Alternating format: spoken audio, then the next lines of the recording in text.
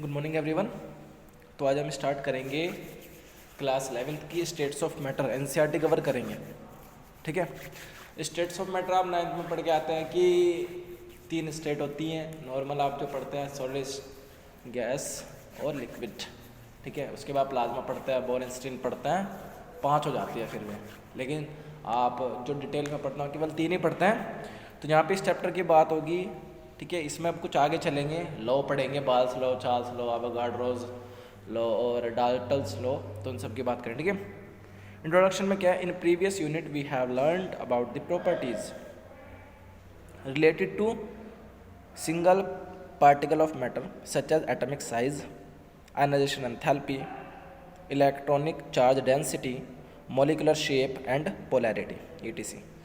Most of the observable characteristics of chemical system with which we are familiar represent bulk properties of matter, that is, the properties associated with a collection of a large number of atoms, ions or molecules. For example, an individual molecule of a liquid does not boil, but the bulk boils.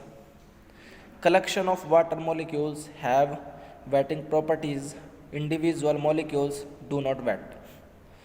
Water can exist as ice, which is a solid.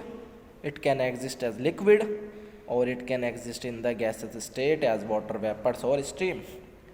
Physical properties of ice, water and steam are very different. In all of 3 states of water, chemical composition of water remains the same. Normal सी बात है। Characteristics of the 3 states of water depend on the energies of the molecules and on the manner in which water molecules aggregate. Same is true for other substance also.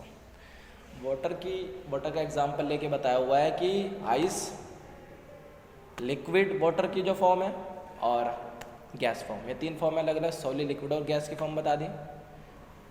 Physical properties कैसी है, अलग अलग है, लेकिन formula chemical properties क्या है, atom same रहेगा। ठीक है।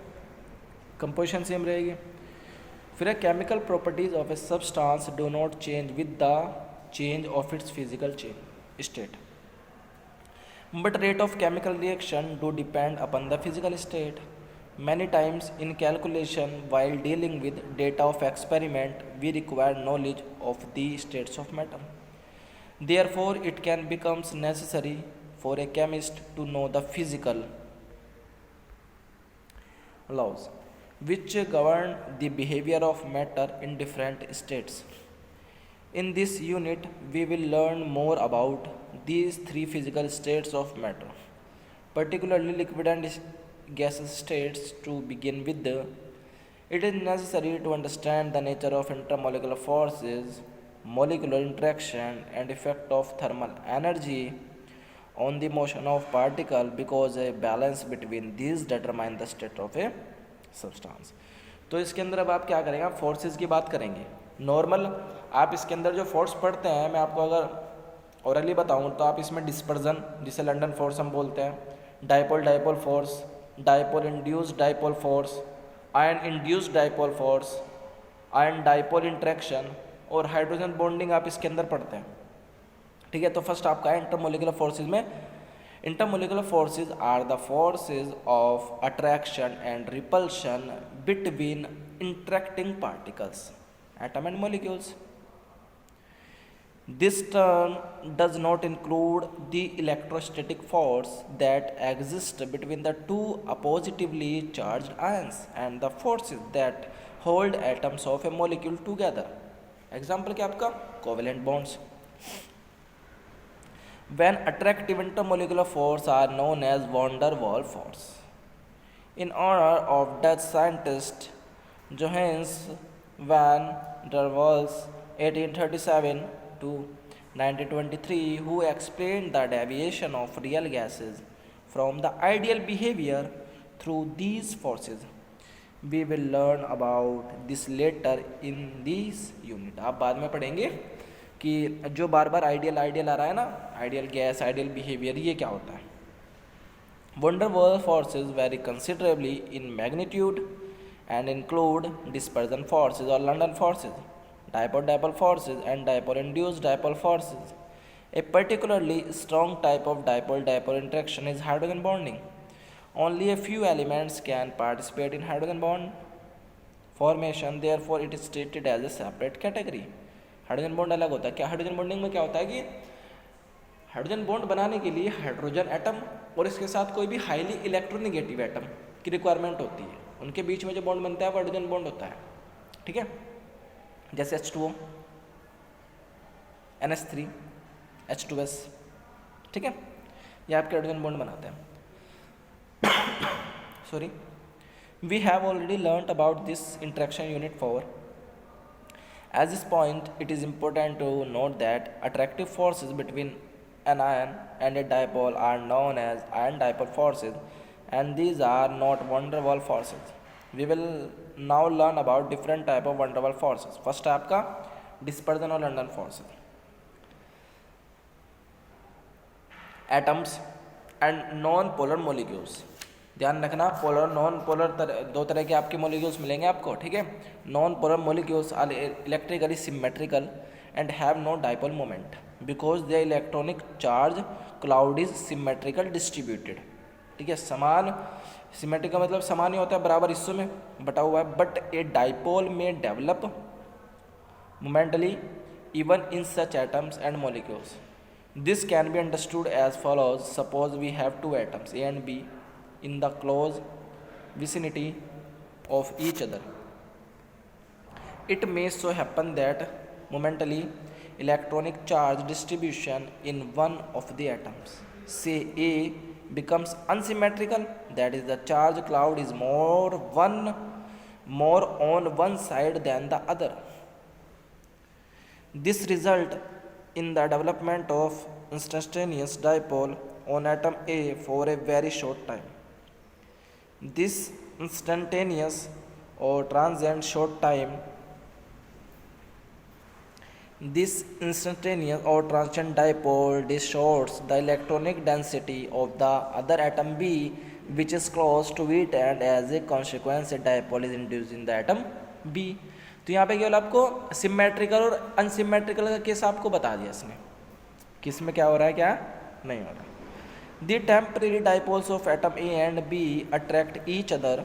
Similarly, temporary dipoles are induced in molecule also. This force of attraction was first proposed by the German physicist Friedrich London, and for this reason, force of attraction between two temporary dipoles is known as London forces. यहाँ पे जो आपको diagram दिया हुआ है ये तो बता रहा है. फर्स्ट वाले केस में atom A atom B symmetrical distributed है. सेकंड वाले में atom A with instantaneous dipole, more electron density on the right hand side, और atom B with induced dipole. अगले वाले में atom A more electron density of the left handed side और इधर induce. ये तो बताया बस. ठीक है, तो डिस्पर्जन और लंडन फोर्स के बारे में बता रहा है. Another name for this is dispersion force. These forces are always attractive and interaction energy is inversely proportional to the sixth power of the distance. ध्यान रखना, ये पूछ ले आता है. ठीक है, power of the distance between वो energy is inversely proportional to the sixth power of the distance between two interactive particles, where 1/r की power 6, where r is the distance between two particles. These forces are important only at short distance, approx 500 pm, and their magnitude depend on the polystability of the particle. तो आपको इसमें opposite charge वाले का दिया हुआ है, किसी की इलेक्ट्रॉनिक चार्ज डेंसिटी हाई की हुई है तो दूसरे वाले की लो है, दूसरे वाले में इंड्यूस शो करेगा, अगर दूसरे वाले का हाई है तो पहले वाले का इंड्यूस शो करेगा. तो ये आपको इसमें दिखाए. दो नाम है, डिस्पर्जन और लंडन. नेक्स्ट आपका dipole dipole forces. Dipole dipole force act between the molecules possessing permanent dipole, जिनके पास dipole. Ends of the dipole possess partial charges, and these charges are shown by Greek letter delta. Partial charges are always less than the unit electronic charge. The polar molecules interact with neighboring molecules. Show electronic cloud distribution in the dipole of hydrogen chloride B. Show dipole-dipole interaction between two hydrochloric molecules. This interaction is stronger than the London forces but is weaker than ion-ion interaction. London forces से ज़्यादा strong होते हैं और ion ion interaction से कम, because only partial charges are involve. The attractive forces decrease with the increase of distance. तो normal सी बात है कि अट्रैक्शन डिस्टेंस के साथ कम होता है between the dipoles, as in the above case here. Also, the interaction energy is inversely proportional to the distance between polar molecules. Dipole-dipole interaction energy between stationary polar molecule is proportional to 1 upon r cube, and that between rotating polar molecules is proportional to a upon r6, where r is the distance between two molecules. Beside dipole-dipole interaction, polar molecules can interact by London forces also. Thus, cumulative effect is that the total of intermolecular forces in polar molecules increase. यहाँ पर diagram में show किया हुआ है कि more charge density towards chlorine high, electronegative होता है. ये नीचे दिखा है distribution of electronic cloud in HCl, a polar molecule, फिर dipole dipole interaction between 2 HCl. ठीक है, ये दो केसेस आपको, एक ऊपर वाला एक नीचे वाला, आपको दो केसेस दिखाए हुए हैं. आगे के आपको जितने भी डाइपोल इंड्यूस है, इंड्यूस है, आयन इंड्यूस है, तो ये सब आप घर से पढ़ जाएंगे. आज के लिए आप इतना काम करेंगे. ठीक है, आगे का पोर्शन आप इसमें पढ़ सकते हैं क्योंकि आप उससे फैमिलियर हैं. ठीक है, और मैं तो फिर कवर कराऊंगा ही. तो आज के लिए इतना ही. Thank you so much.